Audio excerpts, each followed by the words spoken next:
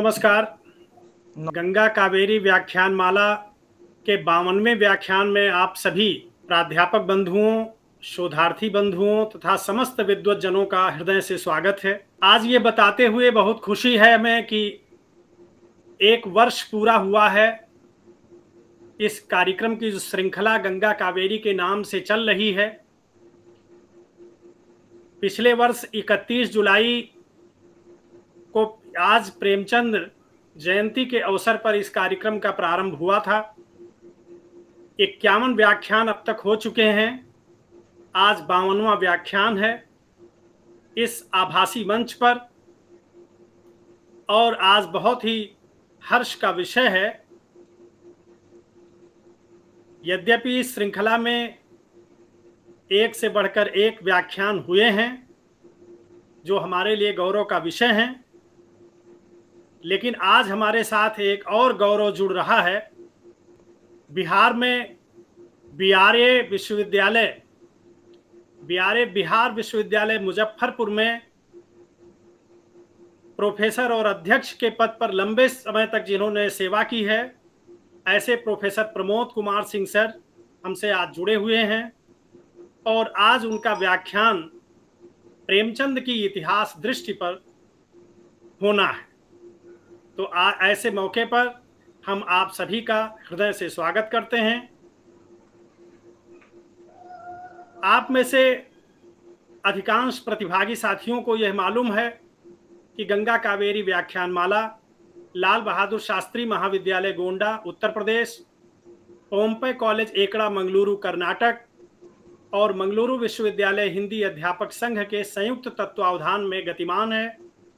लाल बहादुर शास्त्री महाविद्यालय की प्राचार्य महोदया डॉक्टर वंदना सारस्वत जी, पोम्पई कॉलेज एकड़ा मंगलुरु के प्राचार्य डॉक्टर पुरुषोत्तम केवी सर, लाल बहादुर शास्त्री महाविद्यालय के हिंदी विभागाध्यक्ष गुरुवर डॉक्टर शैलेंद्र नाथ मिश्र सर और हमारे मित्र जो पोम्पई कॉलेज एकड़ा मंगलुरु में हिंदी विभाग के अध्यक्ष हैं और मंगलुरु विश्वविद्यालय हिंदी अध्यापक संघ के अध्यक्ष हैं डॉक्टर एस ए मंजुनाथ जी एवं समस्त विद्वज्जन, आप सभी के सतत सहयोग से यह व्याख्यान श्रृंखला आगे बढ़ रही है।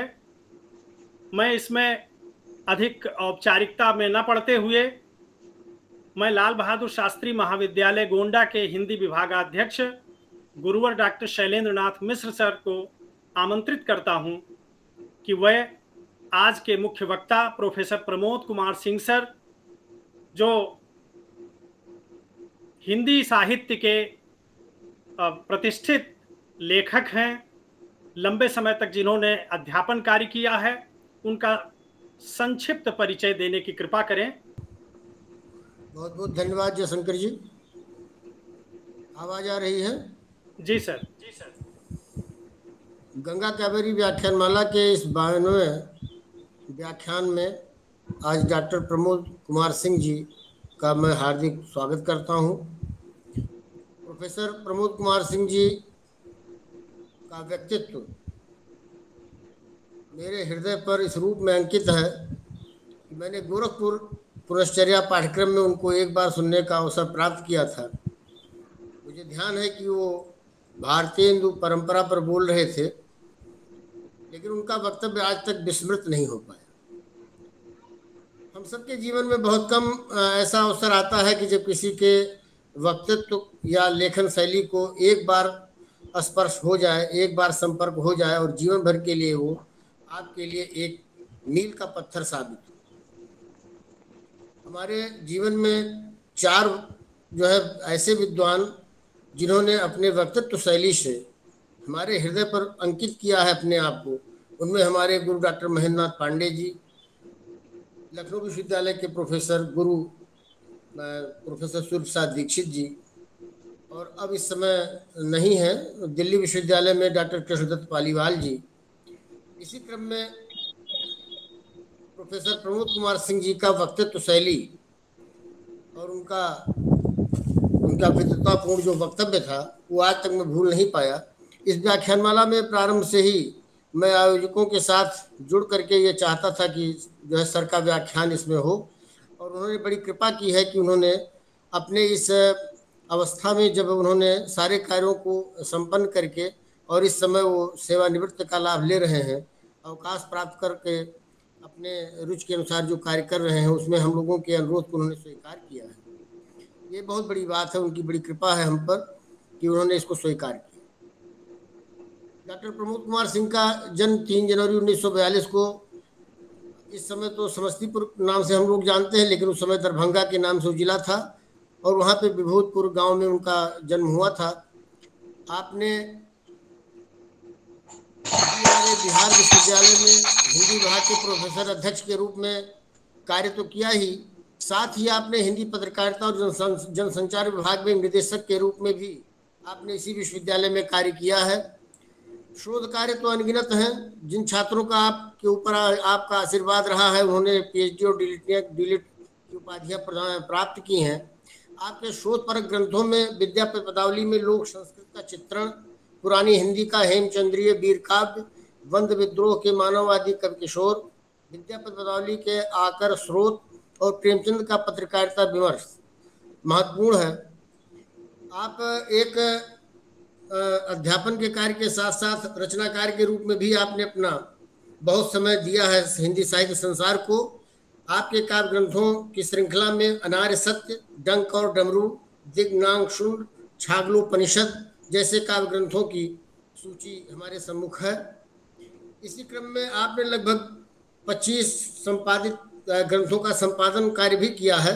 मैं सबका उल्लेख न करके कुछ महत्वपूर्ण चीज़ों का उल्लेख करूंगा, जिसमें एक आपका इंद्रधनुष संपादित ग्रंथ है, नव काव्य सुधा आपका संपादित ग्रंथ है, निबंध जीवितम संपादित ग्रंथ है, छाया तप की बड़ी चर्चा हुई है, पूरा काव्य संग्रह भी आपका बड़ा श्रेष्ठ जो है संपादन कार्य रहा है। नव जागरणकालीन हिंदी पत्रकारिता के क्षेत्र में एक मील का पत्थर साबित हुई है। इसी के साथ साथ आप अपने जीवन के व्यस्तता के क्रम में बहुत सारी चीज़ें जो पत्र पत्रिकाओं में आपके विचार बिखरे पड़े हैं, उनका भी एकत्रीकरण नहीं हो पाया है और वो संभवतः यथाशीघ्र हम लोगों के सम्मुख आएगा, जो अन्यत्र अलग अलग समयों में अलग अलग पत्र पत्रिकाओं में छपा हुआ है। ये बहुत बड़ी उपलब्धि है। इस गंगा कावेरी व्याख्यानमाला का जो ये 52वां आभासी मंच पर आपका व्याख्यान है, आपकी वक्तृत्व कला को एक बार सुनने के बाद मुझे लगता है कि कोई विस्मरण कर नहीं सकता है। उसमें एक मैं भी हूँ। मैं हृदय से आभार व्यक्त करता हूँ आदरणीय डॉक्टर साहब का कि उन्होंने गंगा कावेरी व्याख्यानमाला में बहुत जो है अस्वस्थ रहने के बावजूद जो समय दिया है, उसके लिए मैं गंगा कावेरी व्याख्यानमाला के आयोजक मंडल की ओर से, इस आभासी मंच पर उपस्थित समस्त विद्वज्जनों शोधार्थियों की ओर से उनका सादर नमन करता हूँ और ये विश्वास रखता हूँ कि उनका जो वक्तव्य होगा प्रेमचंद के इतिहास की दृष्टि पर, वो हम लोगों को भी दृष्टि देने वाला होगा, दृष्टि प्रदान करेगा।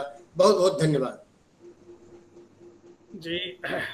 धन्यवाद गुरुवर। आज के मुख्य वक्ता आदरणीय प्रोफेसर प्रमोद कुमार सिंह का परिचय देने के लिए। इधर बीते समयों में आदरणीय सर से जब संपर्क किया मैंने इस कार्यक्रम में वक्तव्य के लिए, तो उनकी जो अहेतुकी कृपा मुझे मिली, इसके लिए हम कृतज्ञ हैं सर का। और अब मैं प्रेमचंद पर आज पूरे देश में तमाम कार्यक्रम हो रहे हैं, बहुधा उनके सामाजिक पक्षों पर बातें की जाती हैं।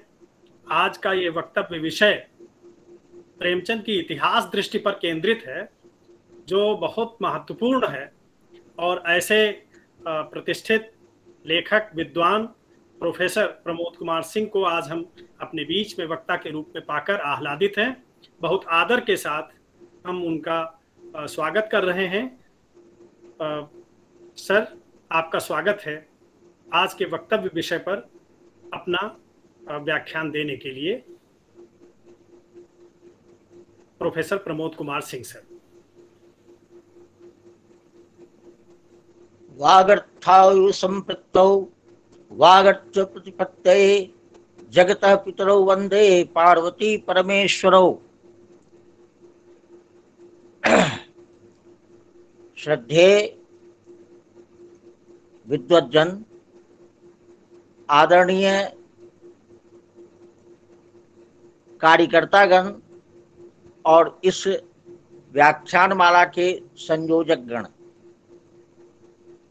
आपने प्रेमचंद पर बोलने के लिए मुझे कहा तो मुझे ऐसा लगा कि किसान, महाजन, सामाजिक सुधार और अनेक ऐसे विषय हैं जिनको लेकर के हम बारंबार प्रेमचंद की चर्चा करते हैं। तो मेरे मन में आया कि कुछ एक ऐसा विषय प्रस्तुत किया जाए जिसका आयाम औरों से भिन्न हो। तो मुझे मालूम है, आप भी जानते ही हैं कि प्रेमचंद ने बहुत दिनों तक अध्यापन का कार्य भी किया था। वे शिक्षा जगत से जुड़े हुए थे और गोरखपुर के हाई स्कूल में वे इतिहास पढ़ाते थे। इतिहास पर उनकी एक विशिष्ट दृष्टि थी।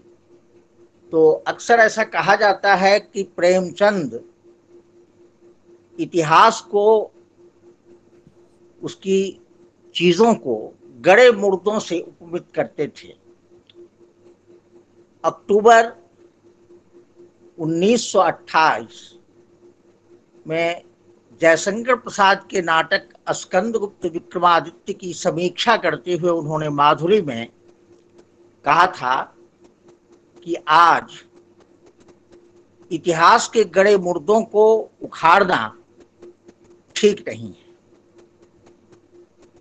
और वर्तमान की समस्याओं के प्रति उन्होंने अभिमुख होने की सलाह दी थी।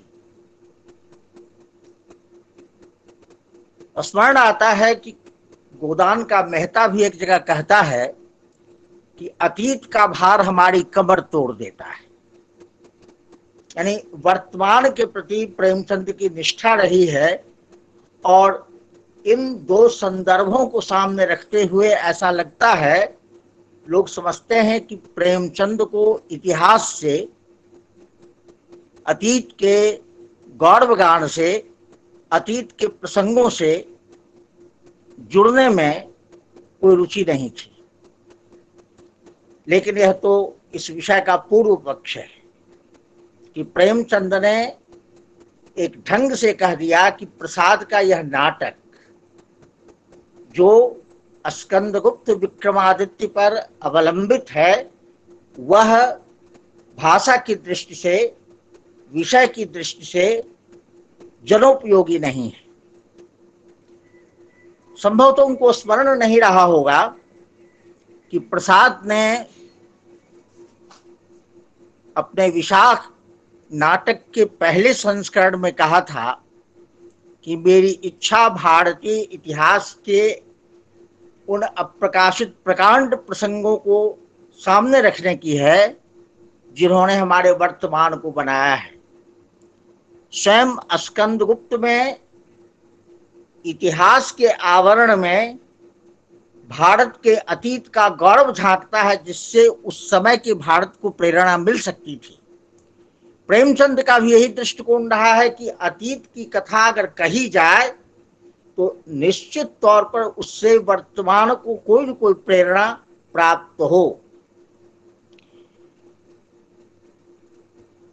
बड़ा आश्चर्यजनक है कि प्रेमचंद ने 8 अक्टूबर को बनारस के एक रिसाला आवाज़े खल्क में आलेख लिखा था ओलिवर क्रॉमवेल पर, और वह जो आलेख था 1903 का था। यानी विदेश के एक महापुरुष की जीवनी उन्होंने प्रस्तुत की थी। ठीक इसी तरह उन्होंने महाराजा रंजीत सिंह की जीवनी जवाना में लिखी। ठीक इसी तरह उन्होंने दुर्गादास की जीवनी लिखी, राजस्थान के दुर्गादास की। उन्होंने शेख सादी की जीवनी लिखी, यानी जीवनी लिखने के क्रम में उन्होंने इतिहास से स्वयं को जोड़ने का काम किया था। और कहा जाता है कि जब इतिहास का अध्यापन वे करते थे तो अंग्रेजों के द्वारा एक भ्रामक तथ्य का वे निरसन करते थे। अंग्रेज इतिहासकार भारत को लांछित करते हुए ब्लैक होल का दृष्टांत देते थे कि बहुत सारे अंग्रेजों को मार दिया गया। इस प्रवाद को प्रेमचंद अस्वीकार करते थे और उन्होंने जो इतिहास के अध्यापन के क्रम में एक दृष्टिकोण बनाया, उसका लक्ष्य था कि जनता को प्रबुद्ध किया जाए, अपने इतिहास के प्रति सजग और सन्नद्ध बनाया जाए। प्रेमचंद ने बहुत सारे उपन्यास लिखे, कहानियां लिखी, निबंध लिखे और आप देखेंगे कि उर्दू और हिंदी में उन्होंने प्रायः इतिहास से जुड़े हुए प्रसंगों को रखा।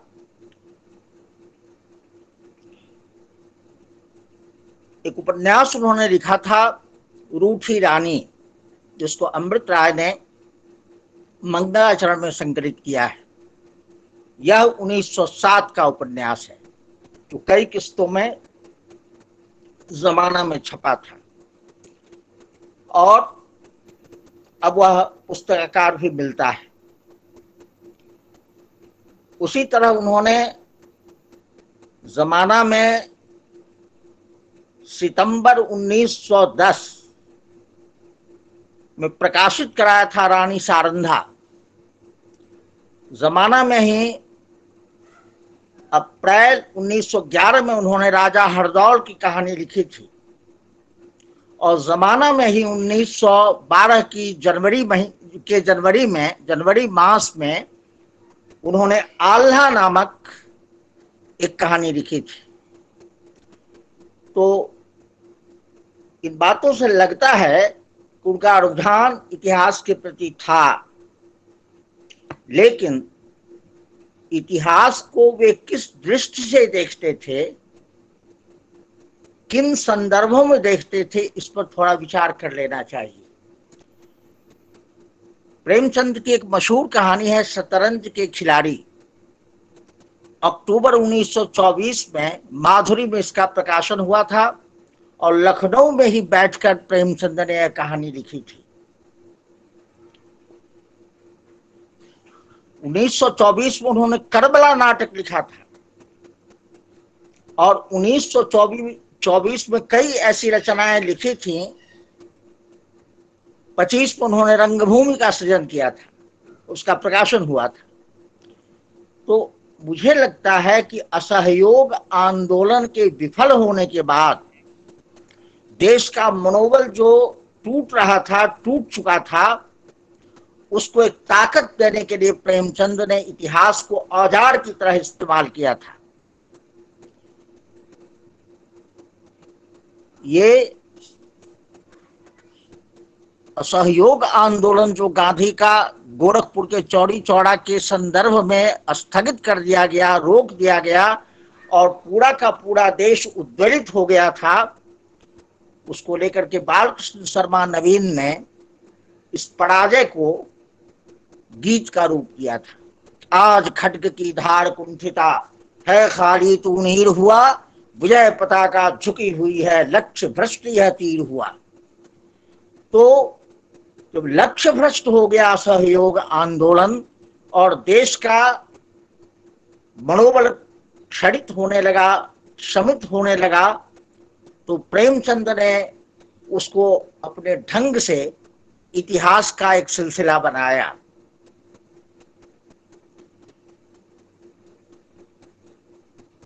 वे इकबाल के भी अध्येता थे और इकबाल ने तराना लिखा था, उसमें पंक्ति आती है कि उड़ानो मिश्रणोमा सब मिट गए जहां से, कुछ बात ऐसी है कि हस्ती मिटती नहीं हमारी।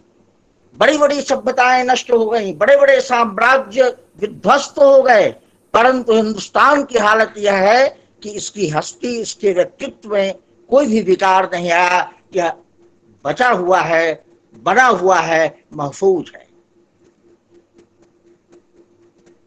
इकबाल के इस प्रसंग को ही संभवतः मद्देनजर रखते हुए प्रेमचंद ने रंगभूमि में सूरदास और मिठुआ के वार्तालाप का एक प्रसंग दिया है। सूरदास अंधा है और उसकी लाठी पकड़कर उसका सहयोग करता है मिठुआ नाम का लड़का, और उसकी जमीन को पूंजीपति जौन सेवक वगैरह ले लेना चाहते हैं। गांव के बहुत सारे लोग भी उसके पक्ष में नहीं हैं। तो ऐसा होता है कि सूरदास की झोपड़ी जला दी जाती है। तो सूरदास संकल्पित होता है और संकल्प करके मिठुआ के साथ नई कुटिया बनाने के लिए तत्पर होता है। तो बच्चा मिठुआ पूछता है कि बाबा अगर फिर जला दे तो सूरदास कहता है फिर बनाएंगे। बच्चा कहता है फिर जला दें लोग तब, कहता है फिर बनाएंगे। कई बार बच्चा जब कहता है कि फिर क्या कीजिएगा, हम बनाते रहेंगे। इस पर अमृत राय ने कलम का सिपाही में एक टिप्पणी दी है, यह इतिहास बोल रहा है। सूरदास के मुंह से हिंदुस्तान का ज़मीर बोल रहा है, उसकी अंतश्चेतना बोल रही है। यह देश बारंबार उजड़ा, बारंबार टूटा, बारंबार विनाश के गर्त में चला गया, बावजूद इसके यह देश अभी भी जीवित है और जीवित रहेगा। प्रेमचंद इतिहास के ग्रंथों को पढ़ते थे और उन दिनों एक ग्रंथ अंग्रेजी में था, डिक्लाइन ऑफ द वेस्ट। वह जर्मनी के एक विशिष्ट इतिहासकार स्पेंगलर के द्वारा लिखा गया था जर्मनी की भाषा में।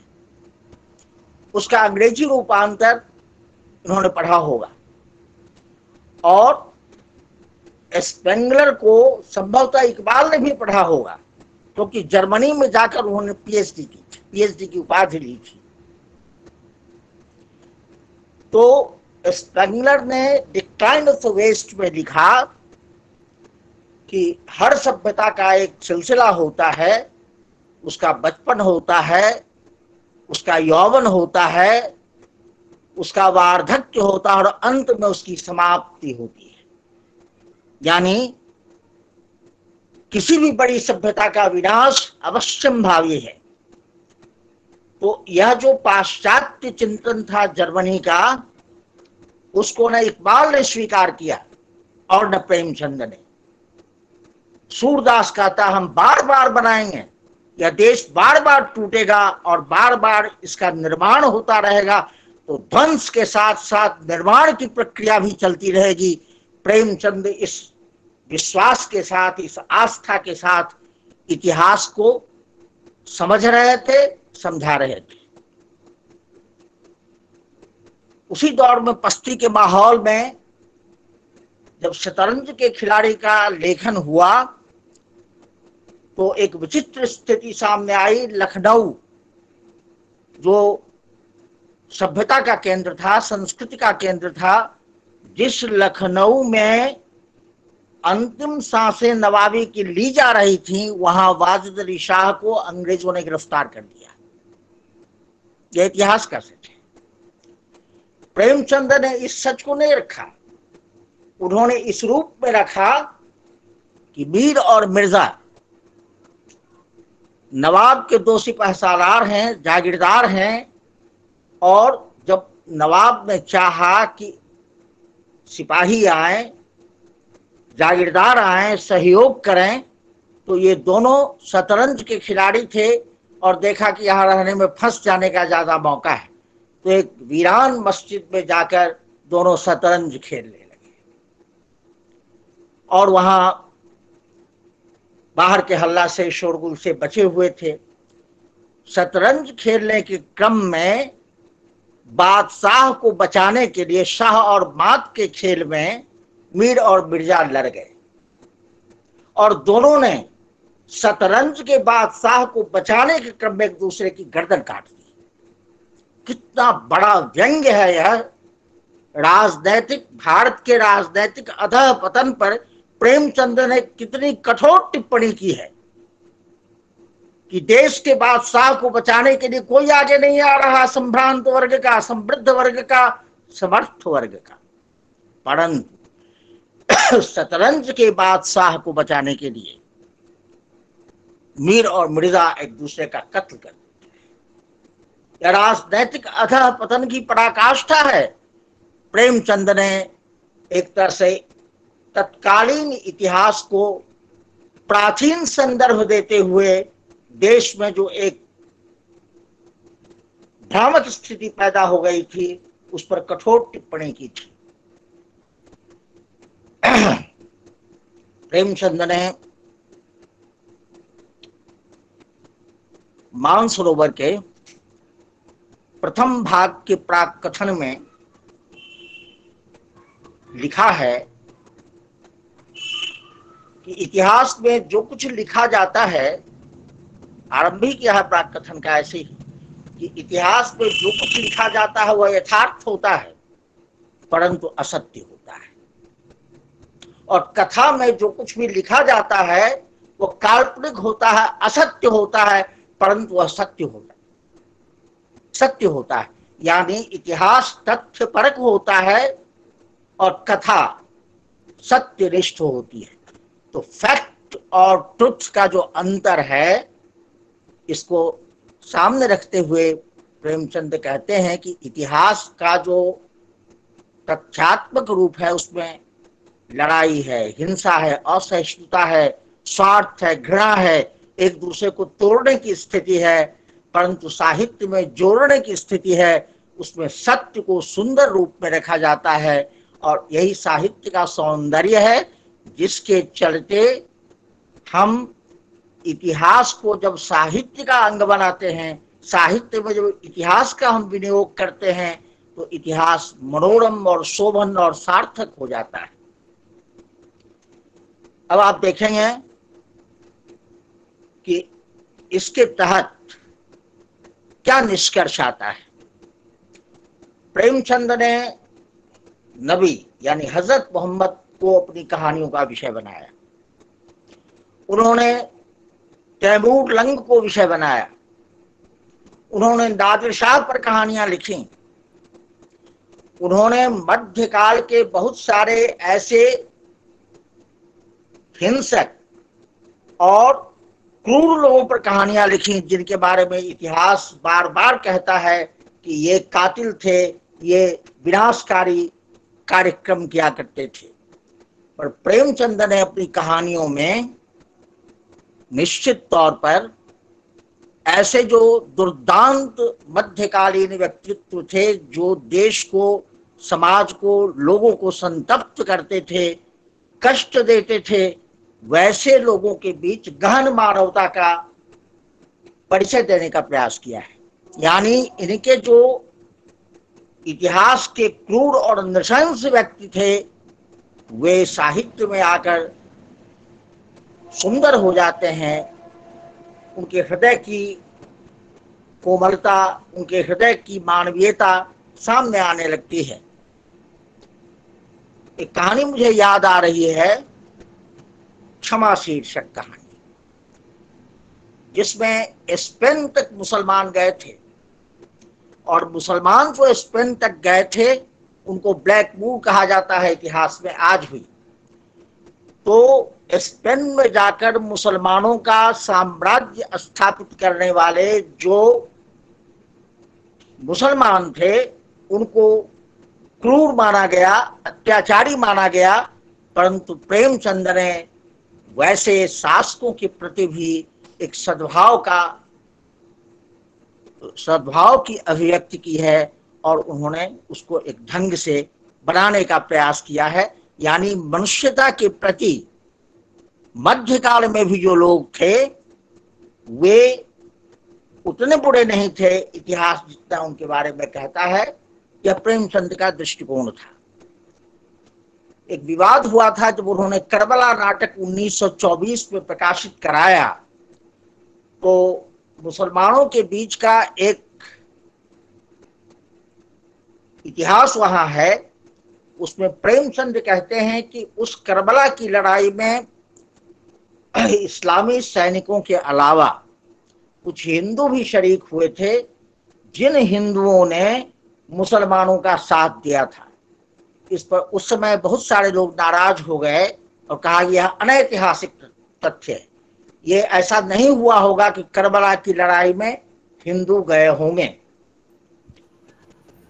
प्रेमचंद ने इसका प्रतिवाद करते हुए कहा था कि मैं अपने मन से कुछ नहीं कह रहा हूं, इस्लाम के अध्येताओं के वर्णनों के आधार पर मैं एक तथ्य सामने रख रहा हूं। और उस दौरान उन्होंने आजमगढ़ के एक बड़े विद्वान जो बात चलकर अलीगढ़ मुस्लिम विश्वविद्यालय में अरबी के प्रोफेसर हुए, बड़े विद्वान थे, शमसुल उलमा मौलाना शिबली नौमानी, उन्होंने जो जीवनियां लिखी, मुसलमानों के जीवन वृत्तांत लिखे, मुसलमानों के इतिहास पर रोशनी डाली, इस तथ्य का सत्यापन उन्होंने भी किया था।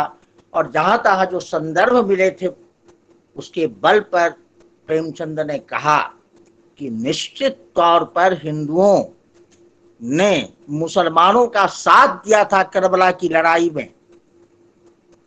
ऐसा उन्होंने क्यों किया? ऐसा इसलिए किया कि राजनीतिक शून्यता की स्थिति में सांप्रदायिक सौहार्द विनष्ट हो रहा था, हिंदुओं मुसलमानों के बीच दंगे हो रहे थे। प्रेमचंद इतिहास से सबक लेते हुए जनता के बीच सौहार्द का संदेश देना चाहते थे, इसलिए हिंदुओं और मुसलमानों की ऐक्य की बात वे कर रहे थे। और इस ऐक्य के प्रसंग में ही आप देखेंगे कि उन्होंने जब दुर्गादास नाम की जीवनी लिखी, मारवाड़ के दुर्गादास की जीवनी, जो महाराजा यशवंत सिंह के समय में उनके पार्षद हुआ करते थे, तो उसमें उन्होंने दुर्गादास के चरित्र के माध्यम से देश हित की बात कहने की कोशिश की। और देश हित की बात जो कहने की कोशिश की, उसमें मध्यकाल के इतिहास को, मारवाड़ के इतिहास को उन्होंने लिखते हुए यह बताया कि औरंगजेब आतताई था, औरंगजेब प्रतिशोध लेता था, हिंदू राजाओं को त्रस्त करता था, परंतु उस दौर में भी ऐसे बहुत मुसलमान थे। खुद औरंगजेब के परिवार में ऐसे लोग थे जो हिंदुओं को मदद देना चाहते थे, नुकसान करना नहीं चाहते थे। तो दुर्गादास नाम की जीवनी में उन्होंने औरंगजेब की नृशंसता की निंदा की है, परंतु ऐसे कई मुसलमान लोगों के व्यक्तित्व की आशंसा की है, प्रशंसा की है कि ये लोग हिंदुओं के विपक्ष में नहीं थे, मिलजुल कर वे चलना चाहते थे। प्रेमचंद ने दुर्गादास नाम की जीवनी में औरंगजेब के अत्याचारों का जरूर वर्णन किया है, परंतु उसके इर्द गिर्द सहयोगियों में से बहुत सारे मुसलमानों की तारीफ की है। यानी मुसलमानों के विद्वेष में उन्होंने खड़ा नहीं किया है दुर्गादास को, उन्होंने मुसलमानों के साथ मिलजुल कर चलने वाले एक जननायक का वहां चित्रण किया है। उसी दौरान चतुरसेन शास्त्री ने एक किताब लिखी थी, इस्लाम का विश्व वृक्ष। प्रेमचंद ने उसकी बड़ी निंदा की थी। वे सांप्रदायिक इतिहास लेखन को स्वीकार नहीं करते थे, सांप्रदायिक इतिहास लेखन की वे विगणना करते थे। इसलिए जब कभी भी ऐसे प्रसंग आते थे और जब उग्रता उत्कटता से सामने आ जाती थी, धार्मिक कट्टरता के कारण जब विद्वेष बढ़ जाता था तो प्रेमचंद उसको मिलाने की कोशिश करते थे और इतिहास के बहुत सारे संदर्भों के द्वारा वे चीजों को जोड़ते थे।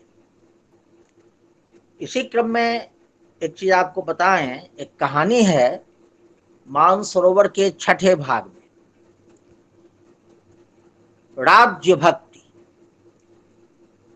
उसकी अंतिम पंक्ति है। मेरे पास जो पुस्तक थी 1983 का वह संस्करण है, मानसरोवर का 6ठा भाग 1983 के संकलन में पृष्ठ संख्या 269 में अंतिम पंक्तियां हैं। कहते हैं प्रेमचंद कि किंवदंतियां जो होती हैं, अनुश्रुतियां जो होती हैं, वे इतिहास से अधिक विश्वसनीय होती हैं। अब इससे प्रेमचंद के इतिहास दर्शन की एक झलक मिलती है। यानी वे किंवदंतियों को, लोक प्रचलित कथानकों को महत्व दिया करते थे। जैसे 1912 की जनवरी के जमाना में उन्होंने आल्हा शीर्षक जो कहानी लिखी, तो उसमें जगनिक का लिखा जो लोक काव्य था, आल्हा जिसे हम कहते हैं, वह लोक काव्य किस तरह महोबा के आल्हा और उदल की कहानी कहता है, उसको ध्यान में रखते हुए जनता के बीच जो एक मौखिक महाकाव्य प्रचलन में था, फॉक इपिक, लोक महाकाव्य, उसको उन्होंने इतिहास का स्रोत बना दिया और उसके माध्यम से उन्होंने एक ढंग का काम किया। यानी लोक काव्य को इतिहास के समर्थन में उन्होंने खड़ा किया। ठीक इसी तरह से जमाना में एक कहानी आई थी विक्रमादित्य का तेगा। अब विक्रमादित्य का तेगा जो है वह एक अनुश्रुति है, एक लोक कथा की तरह है, इसका पल्लवन वे करते हैं। इसी तरह बुंदेलखंड में वे बहुत दिन तक रहे थे, वहां नौकरी करते थे। तो बुंदेलखंड में उन्होंने जो कहानियां सुनी, राजा हरदौल की, रानी सारंधा की, जनजीवन में जो प्रचलित आख्यान थे, उनको इतिहास का संदर्भ देते हुए उन्होंने मानवीय सत्य को उजागर करने का प्रयास किया था।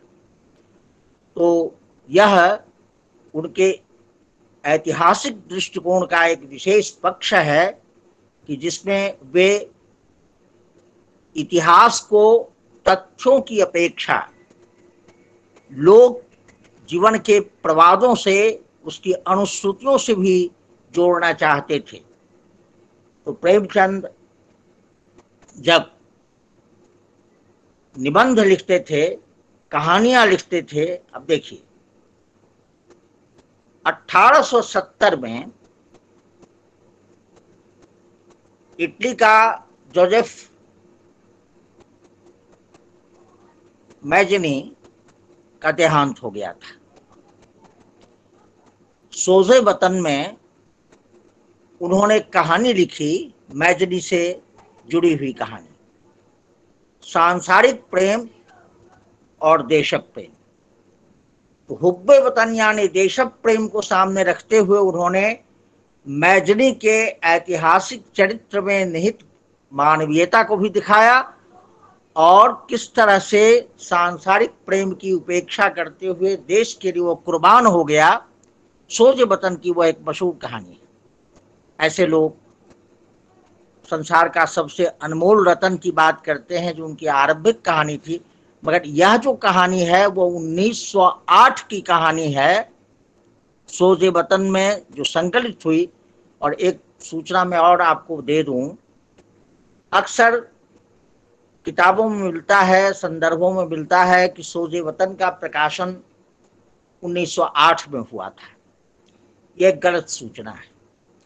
1909 में इसका प्रकाशन हुआ था और 8 तक जो कहानियां छपी थीं उनको लेकर के प्रेमचंद ने एकत्र किया था सोजे वतन में, देश के दर्द को सामने रखते हुए। तो वह जो सोजे वतन में है कि सबसे ज्यादा अनमोल रतन क्या है, तो देश के लिए कुर्बानी देने वाले व्यक्ति के शरीर का अंतिम रक्त बिंदु जो है वह देश का सबसे अनमोल रतन है, और इसका प्रतिपादन उस कहानी में होता है। तो एक विशिष्ट दृष्टिकोण लेकर इतिहास को देखने का काम प्रेमचंद ने किया। उसके पीछे देश प्रेम था, सांप्रदायिक सौहार्द था, लीजेंड्स को, अनुश्रुतियों को, लोक कथाओं को, लोक परंपराओं को सामने लाकर समझने की एक कोशिश थी। उन्होंने इतिहास को अपने ढंग से व्याख्या का विषय बनाया था। तो 1923 में संग्राम नाम का नाटक उन्होंने लिखा, और 24 में करबला नाम का नाटक लिखा, और इससे भी तसल्ली नहीं, 1923 में उन्होंने माधुरी में करबला नाम की कहानी भी लिखी। यानी वे चाहते थे कि हिंदी के माध्यम से हिंदुस्तान के लोगों को वे मुसलमानों की रवायतों से भी वाकिफ कर दें, उनके बारे में बहुत कुछ बता दें, ताकि आपसी दूरी मिटे। तो प्रेमचंद एक सोद्देश्य लेखक थे। उनका इतिहास विषयक दृष्टिकोण भी सोद्देश्य था। वे जो कुछ भी लिखते थे उसके पीछे अपने समय का संस्कार करना था। आपको याद होगा कि 1936 में प्रगतिशील लेखक सम्मेलन के प्रथम अध्यक्ष के रूप में लखनऊ में उन्होंने जो भाषण दिया था, वो भाषण बहुत कारणों से महत्वपूर्ण है, लेकिन मेरी दृष्टि में उसका एक वाक्य बहुत चुभता है, बहुत वो मार्के का वाक्य है कि साहित्य राजनीति के पीछे चलने वाली मशाल नहीं है, वह राजनीति के आगे आगे चलने वाली मशाल है। यानी साहित्य के माध्यम से राजनीति का पथ प्रदर्शन हो सकता है, राजनीति पिछलग्गू नहीं है। ये साहित्य राजनीति के पीछे पीछे चलने वाली चीज नहीं है, उसको हम पिछलग्गू नहीं मान सकते हैं। तो अग्रगामी साहित्य के लेखक प्रेमचंद ने इतिहास को भी साहित्य के द्वारा संस्कारित करने का जो उपक्रम किया था, उस पर विचार करने की जरूरत है। प्रेमचंद ने जो बाल साहित्य लिखा, जीवनी साहित्य लिखा, जो लेख सारे लिखे, उसके पीछे उनका एक विशिष्ट दृष्टिकोण था, इतिहास की एक समझदारी थी। और जब अपने देश में बहुत सारी घटनाएं होती थीं, उन घटनाओं को, सांप्रतिक इतिहास को भी वे अपने ढंग से देखते थे। जैसे अधिकार रक्षा उनकी एक कहानी है, बहुत सारे लोग उसको पशु कथा कहते हैं। अपने यहाँ पशु कथा लेखन की एक परंपरा रही है, हितोपदेश में, पंचतंत्र में, और यूरोप में भी यहाँ से वो पद्धति गई है, ईसप फेबुल्स में। तो पशु पक्षियों को लेकर जो कहानियां लिखी जाती रही हैं, उसी शैली की यह कहानी है अधिकार रक्षा। एक कुत्ता है, शहर में गलियों के कुत्तों ने उसे खदेड़ दिया। वो दुर्बल था, दौड़ता हुआ भागा, नदी आई, प्राण भय से वो कुत्ता नदी में कूद पड़ा और उस पार चला गया। उस पार जब चला गया तो इधर वाले कुत्ते भौंकते रह गए, वो कुत्ता उस पार गया और रॉबिन्सन क्रूसो की तरह उसको लगा, I am monarch of all I survey. उसको लगा कि मैं यहाँ का सम्राट हूँ, मालिक हूँ, कोई मुझे हस्तक्षेप नहीं कर सकता है। तो बहुत आनंद में रहा, कुछ खाया पिया भी, मोटा तगड़ा हो गया। एकाएक उसके ज़हन में आया कि जिस तरह से मैं उस पार से इस पार आ गया, कहीं दूसरा कुत्ता आ जाए तब। मेरे साम्राज्य में खलल की स्थिति आई। और प्रेमचंद बहुत मजेदार ढंग से उस कुत्ते को पेश करते हैं। वो कुत्ता खाना पीना सोना सब कुछ छोड़कर तट की निगाहबानी करता है, पहरा देता है कि दूसरा कोई कुत्ता यहां आए नहीं। प्रेमचंद इस देश में जो अंग्रेज आए और अंग्रेज आकर के काबिज हो गए, अंग्रेजों की इस औपनिवेशिक नीति पर, एक पूरे ईस्ट इंडिया कंपनी की नीति पर, औपनिवेशिक नीति पर एक टिप्पणी करते हैं इस कहानी के माध्यम से। यह कहानी अपने आप में फेबुल है, अपने आप में एक मिथक है, अपने आप में एक प्रतीक है। नाम तो है अधिकार रक्षा, है तो कुत्ते की कहानी, पर कुत्ते के माध्यम से अपने समसामयिक शासन तंत्र की ऐसी समालोचना करने वाला लेखक अत्यंत महत्वपूर्ण है। और ऐसे प्रयास आप देखेंगे कि उनकी बहुत सारी चीजें इधर उधर भी हो गई, कुछ उर्दू में है, कुछ इधर दबी कुछ उधर दबी, लेकिन खोजने से प्रेमचंद के दिमाग को हम समझ सकते हैं कि प्रेमचंद ने इतिहास को किस नजरिए से देखा था। प्रेमचंद पढ़े लिखे व्यक्ति थे और गणित में जरूर कमजोर थे, गणित में फेल कर जाते थे, लेकिन गणित को जब अनिवार्य विषय के रूप में हटा दिया गया, बहुत जल्दी प्रेम से वो बीए पास कर गए। और फारसी भी उनका एक विषय था, उनका एक विषय इतिहास भी था, और वे एक जगह पढ़ाते थे भूगोल भी। इतिहास और भूगोल को एक दूसरे से जोड़कर भी देखा जाता है। तो प्रेमचंद जब कानपुर में थे, तो कानपुर में उसमें प्रताप का प्रकाशन होता था, गणेश शंकर विद्यार्थी वहां थे, वहां पर बालकृष्ण शर्मा नवीन भी थे, क्रांतिकारियों का जमघट भी लगता था, और वह औद्योगिक शहर भी था। प्रेमचंद ने कई तरह से कानपुर से विषय वस्तु का चयन किया, और बनारस के तो थे ही, लखनऊ में रहे थे, तमाम चीजों को उन्होंने देखा। और तब उन्होंने बनारस में लम्ही जाने के क्रम में पार्श्व में सारनाथ पड़ता था। कभी उनका बौद्ध इतिहास के प्रति कोई आकर्षण नहीं रहा, लेकिन मध्यकालीन इतिहास के प्रति और अंग्रेजों के आने के बाद के इतिहास के प्रति वे बहुत सजग थे। और यहाँ वे जयशंकर प्रसाद से अलग जैसे दिखाई पड़ते हैं। जयशंकर प्रसाद की जो सांस्कृतिक चेतना थी, उनका जो अपना स्वरूप था, उससे बाहर बाहर ये भिन्न दिखाई पड़ते हैं, लेकिन वे भिन्न थे नहीं, क्योंकि दोनों कहीं न कहीं स्वतंत्रता के प्रेमी थे, देश के प्रेमी थे। और जो नवोत्थान आया था, जो नवजागरण आया था, उसमें अतीत के प्रति एक आकर्षण था, भारत के गौरव की गाथाओं के प्रति एक आकर्षण था। और इसीलिए प्रेमचंद ने गौरव गाथा में जो कठिनाइयां आई थी, भारत के अधः पतन के क्रम में जो बाधाएं थी, उन्हें प्रेमचंद ने सामने रखने का प्रयास किया, इसलिए कि इतिहास हमें सबक भी देता है। इतिहास केवल तथ्यों का उल्लेख और वर्णन नहीं है, उसके माध्यम से एक ढंग से हम आगे बढ़ते हैं, चीजों को देखते हैं।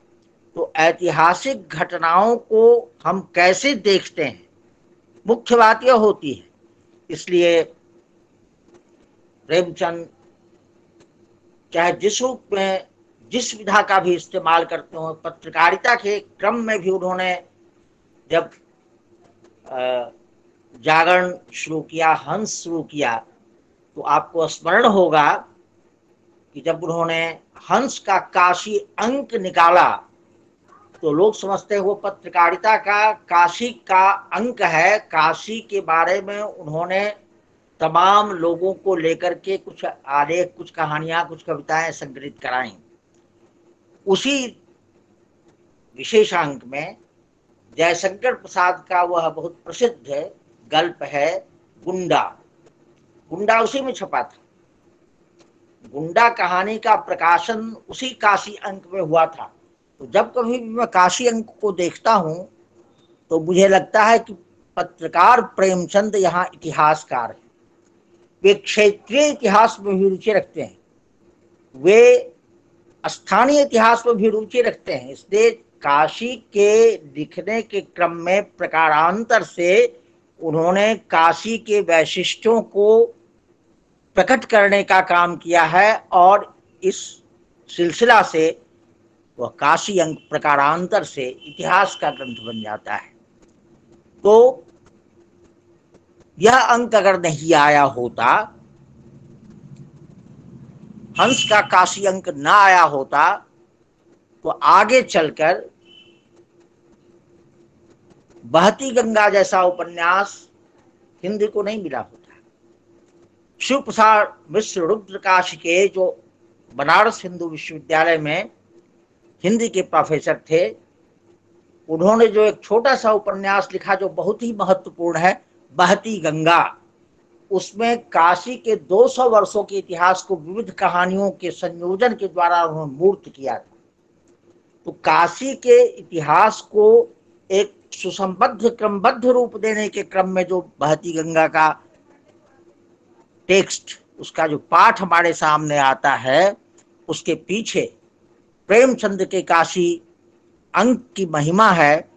और उस काशी अंक को पत्रकारिता से अधिक मैं इतिहास का ग्रंथ मानता हूँ।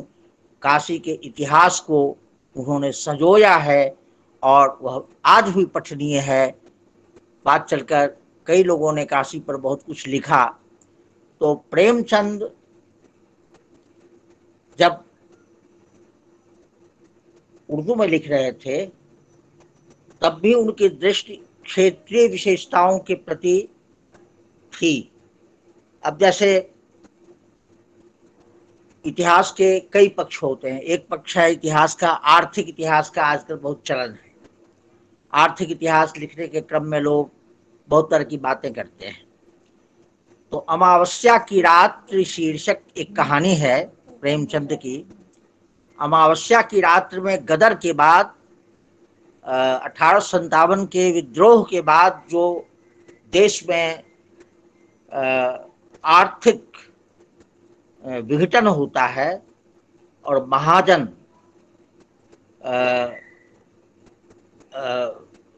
विपन्न हो जाते हैं, महाजनों की समृद्धि विनष्ट हो जाती है, और किस तरह से देश एक नए प्रकार के आर्थिक दैन्य का रूप ले लेता, आर्थिक दैन्य को सामने भोगता है। ठीक इसी चीज को बहुत आगे चलकर सोना और खून नाम के उपन्यास में पल्लवित किया था चतुरसेन शास्त्री ने। तो 1857 के बाद यह ठीक है कि राजनैतिक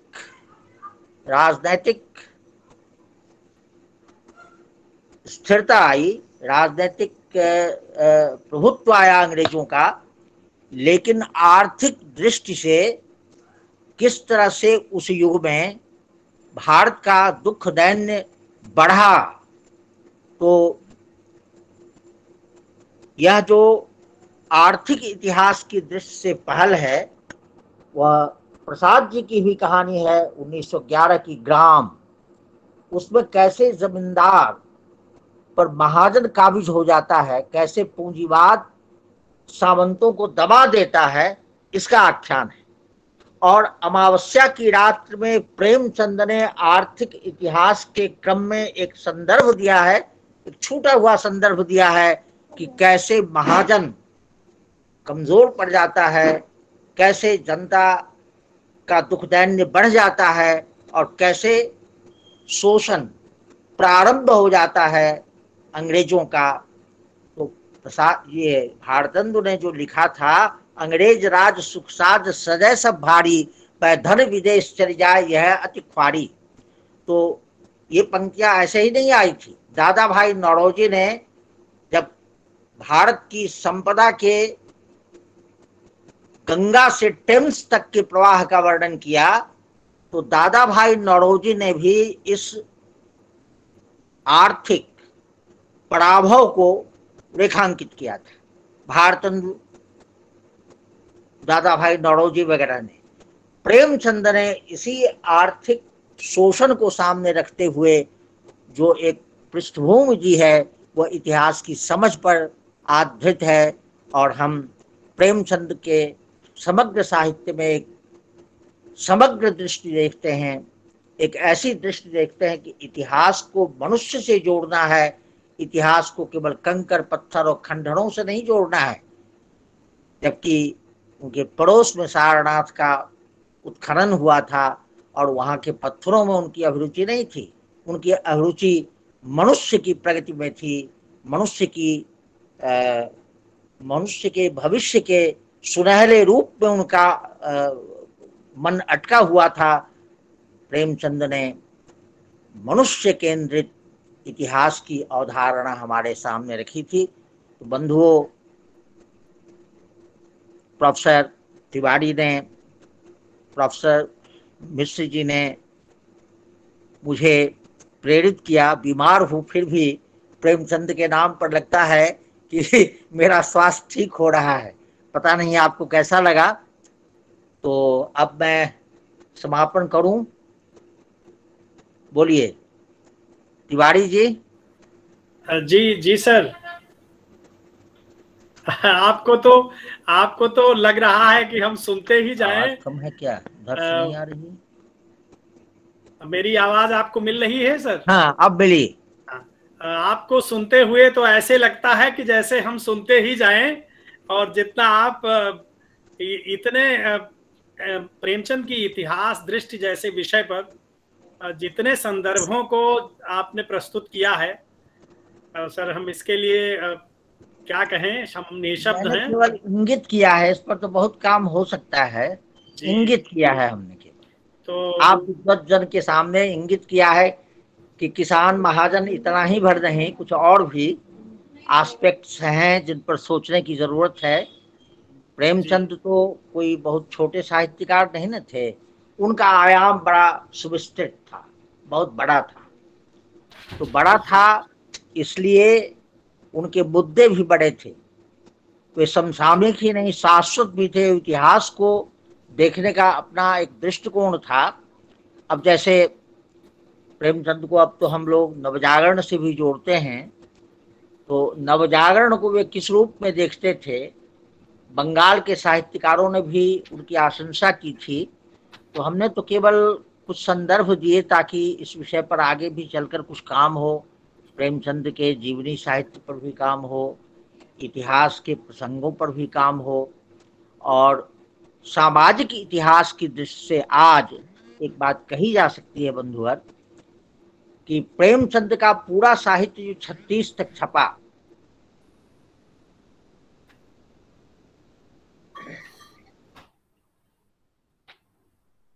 जी कुछ आवाज कुछ गड़बड़ हो रही है, आवाज नहीं आ रही है सर।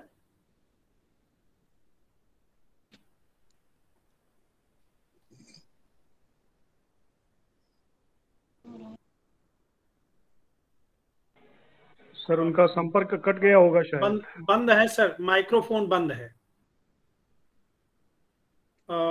सर माइक ऑन कीजिएगा, माइक्रो।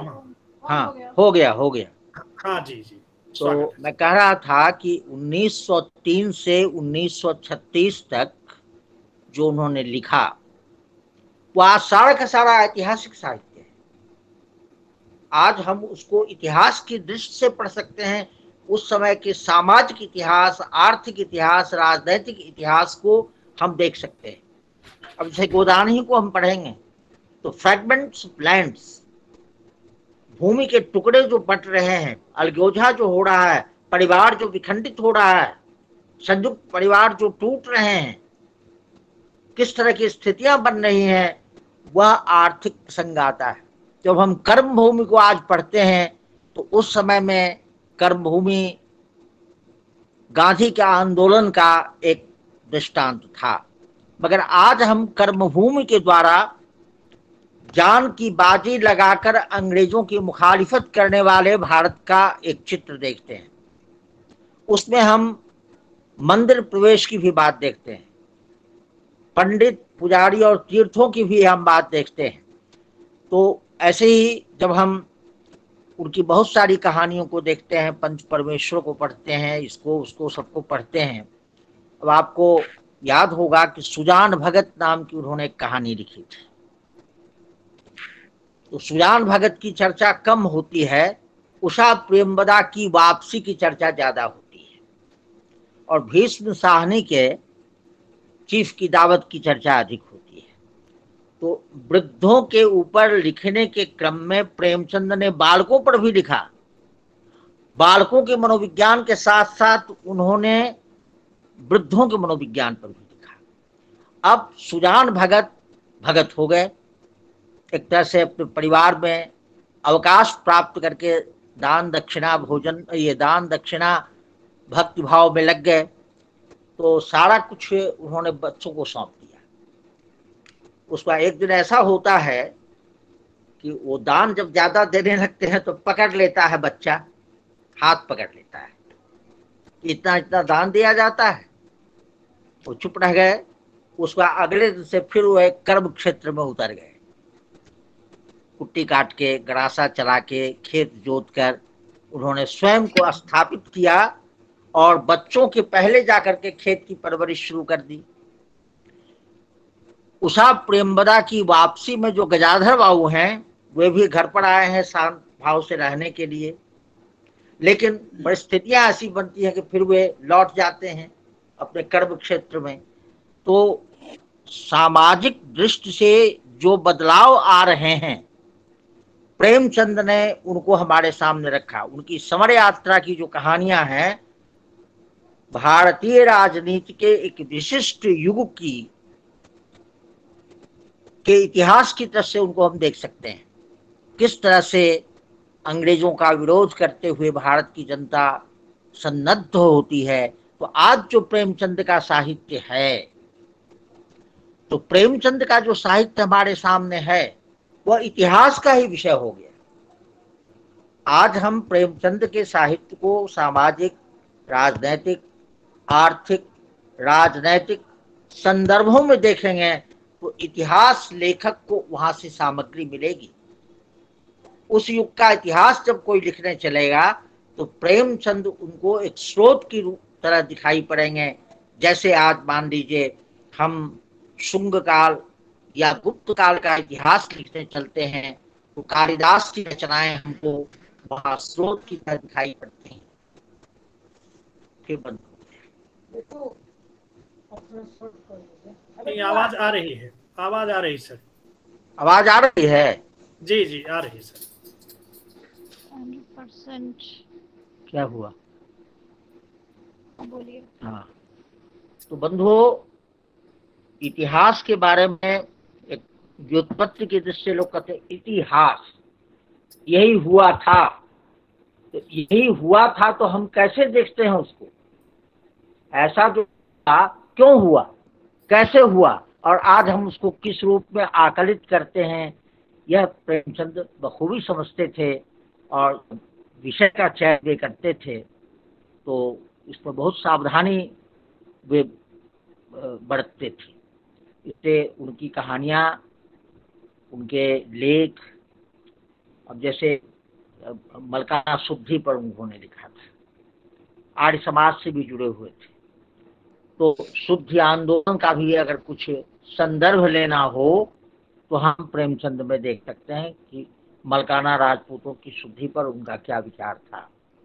हम मंत्र शीर्षक कहानी जब देखते हैं तो देखते हैं कि किस तरह से केरल में धर्मांतरण हो रहा था, तो धर्मांतरण की राजनीति पर भी प्रेमचंद ने लिखा। अब जैसे सफेद खून नाम की कहानी होती है, उसमें अंत्यज वर्ग के हिंदू जो ईसाई बन जाते हैं उनकी व्यथा को वहां रखा गया है।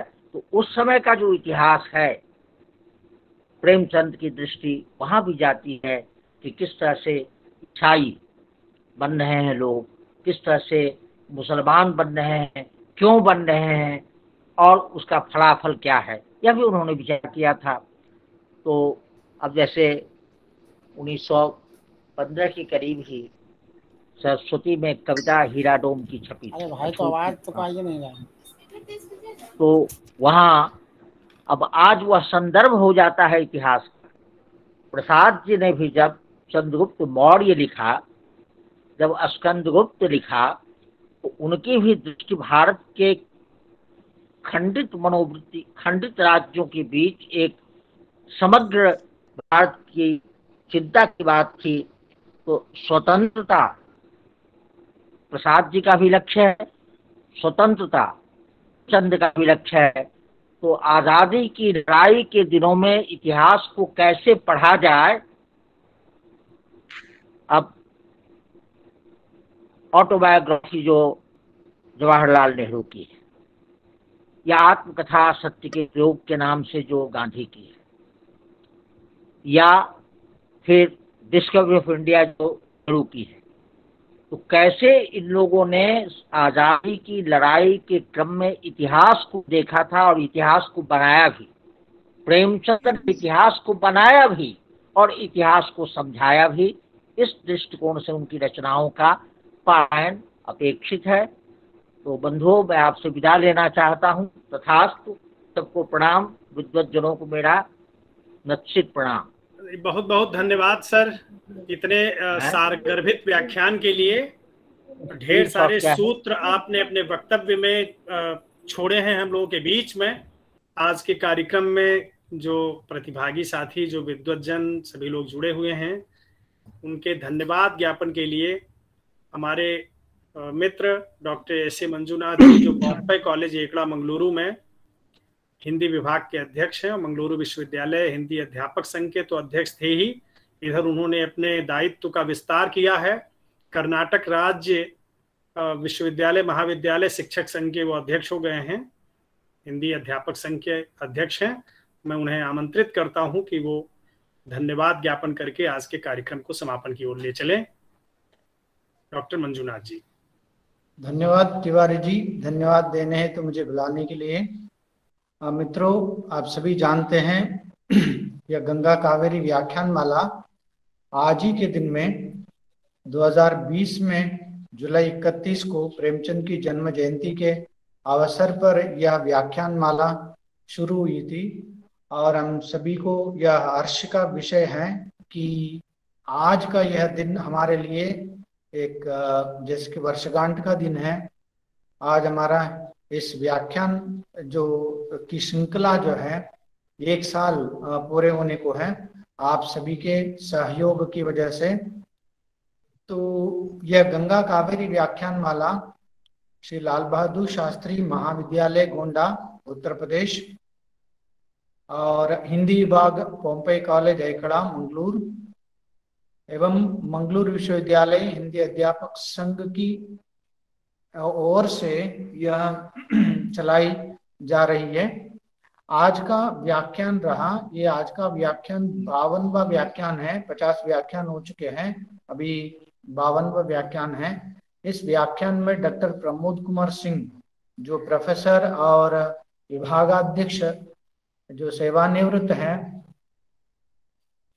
BRA बिहार विश्वविद्यालय के जो हिंदी विभाग से जो सेवानिवृत्त हैं, उनका व्याख्यान अत्यंत महत्वपूर्ण व्याख्यान रहा, जिसकी हमने सुना है, पढ़ा है, देखा भी है कि प्रेमचंद के अलग अलग विषयों पर, अलग अलग जो पक्षों पर जो विचार या लेख हमने देखा है और पढ़ा है। स्त्री विमर्श हो, नारी मतलब दलित विमर्श हो, किसान, इस तरह के अलग अलग विषयों पर हमने सुना है और पढ़ा है। मगर आज का इनका व्याख्यान जो है प्रेमचंद की इतिहास दृष्टि, नई दृष्टिकोण से इन्होंने अलग अलग जो पक्षों को या और संदर्भ देते हुए कहानियों का, जैसे शतरंज का खेल हो या अलग अलग जैसे कि बाल साहित्य हो, एक रोचक जो प्रसंग उन्होंने यहाँ पर प्रस्तुत किया, जैसे कि कुत्ते जो यहाँ इस नदी को इस पार से उस पार चला जाता है और वहां पर इस तरह वह देखभाल करता रहता है। तो इस तरह के जो संदर्भों को लेकर के उन्होंने नई दृष्टिकोण से प्रेमचंद की इतिहास दृष्टि को हमारे सामने प्रस्तुत किया है। हमें आगे भी इस विषय पर जो काम करने के लिए उन्होंने प्रोत्साहित किया है। मैं अपने कॉलेज के हिंदी विभाग की ओर से श्री लाल बहादुर शास्त्री महाविद्यालय गोंडा और मंगलुरु विश्वविद्यालय हिंदी अध्यापक संघ की ओर से इन्हें हृदय से आभार प्रकट कर, क्योंकि इस तरह के जो प्रबुद्ध विद्वान लोगों को सुनना ही एक हमारे लिए एक हर्ष का विषय होता है, गौरव का विषय होता है। इनको हमने सुना है, जैसे इनके छात्र भी यहाँ पर मौजूद हैं, फिर भी इस बहाने हमने इनको सुना है और इनको सुनने का हमें इन्होंने मौका दिया है। जैसे कि इनकी जो स्वास्थ्य ठीक ना होने पर भी हमें इन्हें सुनने का अवसर मिला है। मैं इनको अपने हृदय से आभार प्रकट करते हुए इनको धन्यवाद देता हूँ। साथियों, इस उपक्रम में हमारा सहयोग दे रहे हैं श्री लाल बहादुर शास्त्री महाविद्यालय गोंडा के जो प्राचार्य वंदना मैडम, और उसके साथ साथ वहाँ के हिंदी विभागाध्यक्ष डॉक्टर शैलेंद्र नाथ मिश्र सर, और उसके साथ हमारे कॉलेज के जो प्राचार्य प्रोफेसर डॉक्टर पुरुषोत्तम केवी, और मेरे साथी जो हम दोनों मिलकर के इस जो यात्रा को हम आगे बढ़ा रहे हैं डॉक्टर जयशंकर तिवारी जी, इन सभी का मैं धन्यवाद ज्ञापन करता हूं। साथियों, आपका सहयोग के बिना, आपके सहयोग के बिना कोई काम क्या है पूर्ण नहीं होता। 1 साल से आप हमारा सहयोग दे रहे हैं इस गंगा कावेरी व्याख्यान माला में, जिसके हमारे साथ बहुत से जो विद्वान सूर्यपाल सिंह जी जुड़े हुए थे, और उसके बाद मुंबई से सुधा मैडम जी जुड़े हुए थे। इस तरह पूरब से लेकर के पश्चिम और दक्षिण से लेकर के उत्तर तक, जिसकी यह गंगा कावेरी व्याख्यान माला जो है सार्थक, जो नाम सार्थक करने की दृष्टि से सभी लोग इस कार्यक्रम में जुड़ रहे हैं, जुड़ करके हमारा प्रोत्साहन बढ़ा रहे हैं। आप सभी प्रतिभागी बंधु, जैसे कि अलग अलग विश्वविद्यालय में या महाविद्यालय में हिंदी सेवा कर रहे हैं, और उसके साथ साथ जो अध्यापक मित्र हैं और शोधार्थी बंधु हैं, हमारे साथ इस कार्यक्रम में जुड़ते आए हैं और जुड़ते हुए हमारा प्रोत्साहन बढ़ा रहे हैं। मैं इन सभी को, मैं अपने कॉलेज की ओर से, SLBS कॉलेज गोंडा की ओर से, हमारा जो संघ जो है मंगलुरु विश्वविद्यालय हिंदी अध्यापक संघ की ओर से, मैं हृदय से आभार प्रकट करते हुए इनको धन्यवाद देता हूँ। तो धन्यवाद देने का अवसर देने के लिए मैं अपने मित्र, जिसकी यह इस महीने का अंतिम व्याख्यान है। अगले महीने का व्याख्यान जो 7 तारीख को है, सूर्यबाला मैडम का है, जो मुंबई से जुड़ने वाले हैं, सूर्यबाला जी, इनका व्याख्यान रहेगा। और भी जो आगे चल करके बहुत से व्याख्यान होने वाले हैं। आप सभी इसी तरह हमारा सहयोग देते रहिए। आप सभी का हृदय से अभिवादन करते हुए मुझे धन्यवाद देने हैं तो अपने मित्र जयशंकर तिवारी जी जो है, इनका भी मैं हृदय से आभार प्रकट करता हूँ। सिर्फ इस कार्यक्रम के लिए धन्यवाद। धन्यवाद आपको भी। और सर, आदरणीय प्रोफेसर प्रमोद कुमार सिंह सर के इस अद्भुत और ऐतिहासिक व्याख्यान को सुनकर हम लोग कृतकृत्य हैं। और ढेर सारे सूत्र सर ने हम सबको दिए हैं, जिसमें हम नए तरीके से, नई विचार दृष्टि के साथ उस पर काम कर सकते हैं। बीच में संपर्क हमारा कट गया था, यद्यपि उनकी बात जो है संपूर्णतः आ चुकी है। सर पुनः जो है संयोजित हुए हैं, जुड़ गए हैं। सर को मैं एक बार पुनः प्रणाम करता हूँ, हार्दिक कृतज्ञता ज्ञापित करता हूँ। और इसके साथ ही साथ मैं डॉक्टर प्रमोद कुमार सिंह की जो सुपुत्री हैं डॉक्टर सुधा कुमारी जी, जो वहीं पर मुजफ्फरपुर में ही कॉलेज में हिंदी विभाग में प्रोफेसर हैं, किसी दूसरे कॉलेज में, ठीक मैं नाम इस समय नहीं बता पा रहा हूँ। तो मैं जी कौन सा कॉलेज है sir? Langat Singh LS college, जहाँ राजेंद्र बाबू भी प्रोफेसर थे, जहाँ रामधारी सिंह दिनकर भी प्रोफेसर थे। अरे क्या बात है सर, क्या बात है, बताया। 100 साल पुराना PG कॉलेज है। जी LS कॉलेज। जी। तो वहाँ पर डॉक्टर सुधा कुमारी जी जो आपकी सुपुत्री हैं, वो हिंदी विभाग में ही हैं, वहीं प्रोफेसर हैं। मैं उनका भी धन्यवाद ज्ञापित करता हूँ कि उन्होंने इस मौसम में, वहाँ खराब मौसम में सर के पास जा करके और इस हमारे व्याख्यान को संभव बनाया तकनीकी सहयोग देकर।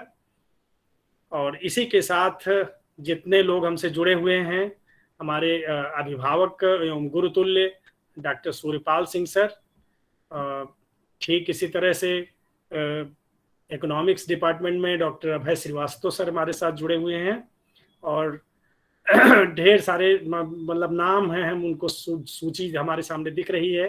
मैं सबको बहुत विनम्रता के साथ प्रणाम करता हूं। इस वार्षिकी के अवसर पर, वर्षगांठ के अवसर पर हमें आप निरंतर ऐसे ही हमसे जुड़ते रहिए और इन मनीषियों का जो सत्संग है वो हासिल करते रहिए, क्योंकि ये मैं समझता हूं कि हमारे इस व्याख्यान का एक बड़ा दुर्लभ और विरल पक्ष है कि ऐसे महनीय व्यक्तित्वों को हम सुन पा रहे हैं, और यह उनकी बहुत बड़ी सदाशयता है कि हमको हमारे एक अनुरोध पर वो हमारा अपना कीमती समय दे रहे हैं और हमें लाभान्वित कर रहे हैं। आप सभी के प्रति बहुत बहुत आभार एवं प्रणाम। और इसी के साथ अगले शनिवार को फिर मिलते हैं किसी विशिष्ट वक्ता के साथ। सूर्यबाला जी का है?